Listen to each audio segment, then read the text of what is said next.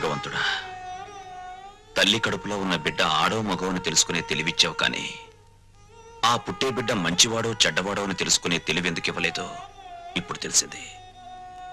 అదిస్తే ప్రతి తల్లిదండ్రి ముందుగానే జాగ్రత్త పడి నిన్ను పూజించడం మానేస్తారు కదూ.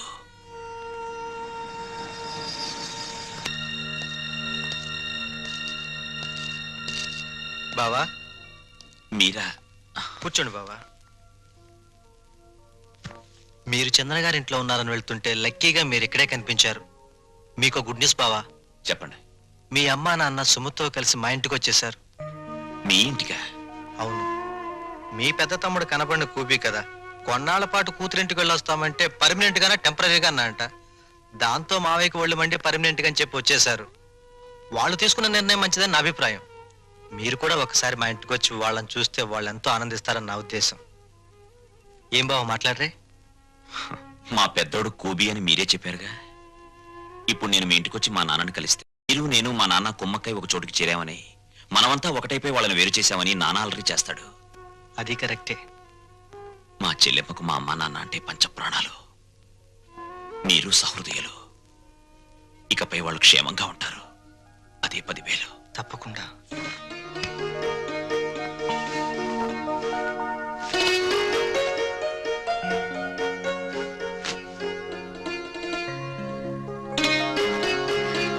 ఏమ్మా, మా కోసం అన్ని సిద్ధంగా అమరుస్తున్నావా?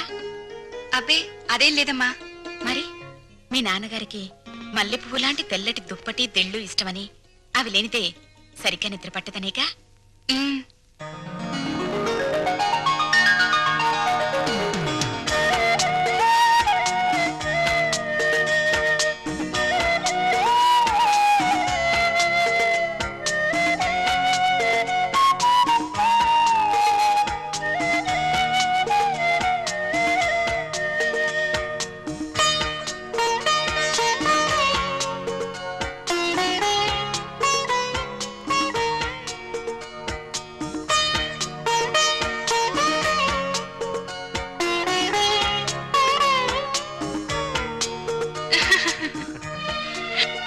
సుమతి, కళ్ళజోడు పెట్టుకోకపోతే మీ అమ్మ బొట్టు పెట్టుకోలేదు, మామయ్య చొక్కా బొత్తము పెట్టుకోలేడు.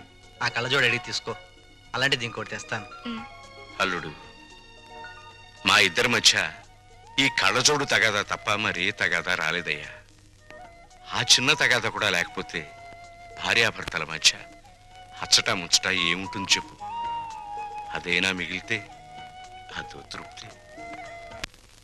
అప్పుడు పెద్దవాళ్ళని కాదనుకుని ఉన్న అండ పోగొట్టుకున్నాం. ఇప్పుడు పాపారావుని కూడా కాదనుకుంటే మనకి పెద్ద దిక్కు ఎవరు? పెద్ద దిక్కు కోసం ఉన్న కిడ్నీలు పోగొట్టుకుని మన ఆరోగ్యం పోగొట్టుకుంటావా? అల్లుడు రేట్ చేసిన పాయింట్ కరెక్ట్, నీ ఆన్సరు కరెక్ట్. దీనికి తరుణోపాయం నీకన్నా నాకన్నా తెలివైనవాడు కనుక అల్లుడే బాగా ఆలోచించగలడు. ఏం అల్లుడు? నేనేం ఆలోచించగలను? దీంట్లో ఆలోచించడానికి ఏముంది అల్లుడు? మనకి కావాల్సింది ఆఫ్టర్ ఆల్ ఒక కిడ్నీ. నీ బుర్రకి కిడ్నీ సంపాదించడం పెద్ద సమస్య. బాగా ఆలోచించా. ఆలోచిస్తున్నాడు ఆలోచిస్తున్నాడు ఆలోచిస్తున్నాడు ఆలోచిస్తున్నాడు. అత్తయ్య, అమ్మా, నాన్నగారేరి? నా వల్ల కాదురా బాబు, ఆయనతో నేను పడలేను. శ్రీశైలం వెళ్ళామా, అక్కడి నుంచి రామేశ్వరం, కన్యాకుమారి రోలర్ మీద వెళ్ళాలని మొండికేశారు. ఆయన సత్రంలో నిద్రపోతూ ఉంటే ఆయనతో చెప్పా పెట్టకుండా పారిపోయేసాను. మావయ్య గారు కంగారు పడతారేమో అత్తయ్య. ఏం పర్వాలేదమ్మా, రోలర్ చక్రం మీద ఇంటికి వెళ్తున్నానని రాసి దొంగల బండి ఎక్కువచ్చేసాను. వదిలి గారు, ఇదేనా రావడం? అవునదినే. మీరెప్పుడొచ్చారు? 15 రోజులైంది. 15 రోజులైందా? అది నేనే రమ్మన్నాను అత్తయ్య. ఓహో, ఒంటరిగా ఉండలేక జతకు రమ్మనింటావు. పోన్లే, నేనొచ్చేసాగా. నమస్కారం అమ్మా. మీరు వచ్చారా? ఒళ్ళంతా కంపరంగా ఉంది, స్నానం చేసి వస్తానమ్మా. అమ్మా, ఆ, ఎదటి వాళ్ళు ఏమనుకుంటారా లేకుండా ఏమిటా మాటలు? ఏం మాట్లాడాలో ఏం మాట్లాడకూడదో నాకన్నీ తెలుసు. ఒకరి కొంప మీద ఒకరు పడి తింటే ఎంతటి వాళ్ళైనా రోడ్డును పడాలి. చాలే, నువ్వేం మాట్లాడుకో, వాళ్ళు ఇక్కడే ఉంటారు అంతే. ఎలా ఉంటారో నేను చూస్తాను.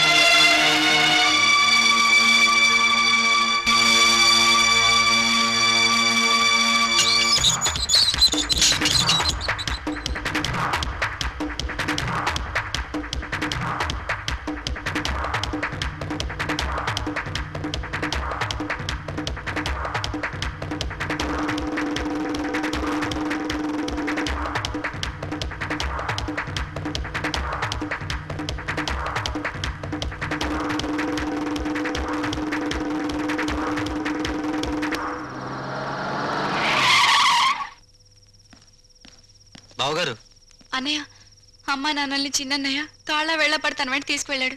ఇదేదో అర్థం కాని విషయంలో ఉంది. ఇంకా అర్థమయ్యేదే ఉంది. ఆ కసాయివాడి మాటలు నమ్మి అమ్మా నాన్న తోడేళ్ల కొంపకు వెళ్ళారంటే ఇదేదో పెద్ద కుట్రే. తేలుస్తా.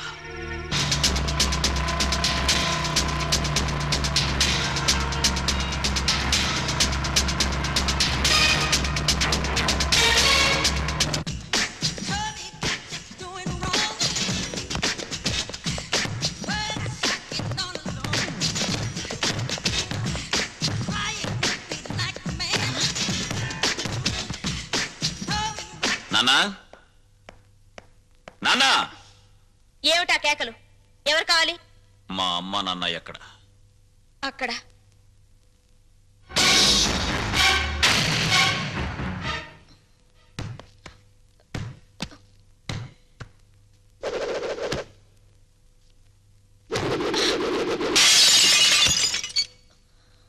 మా అమ్మ నాన్న ఎక్కడ? తెలీదు. రవి ఎక్కడ? తెలీదు. నీతో ఎలా చెప్పించాలో నాకు తెలుసు.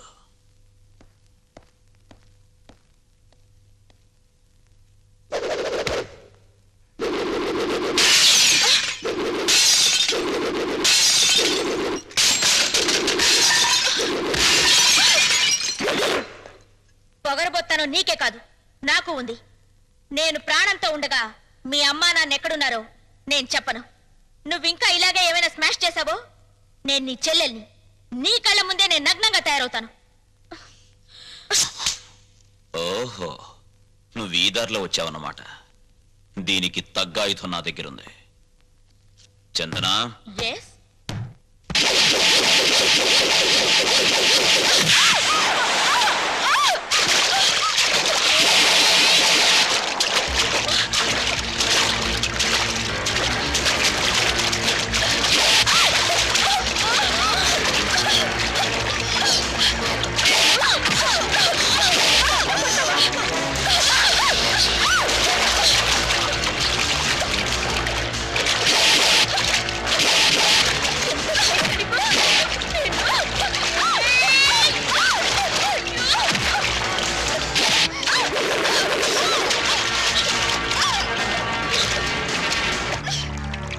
చూడు నీ జింగిల్ జింగిల్ జాని. నాతో పెట్టుకుంటే ఎవరి పరిస్థితి అయినా ఇంతే.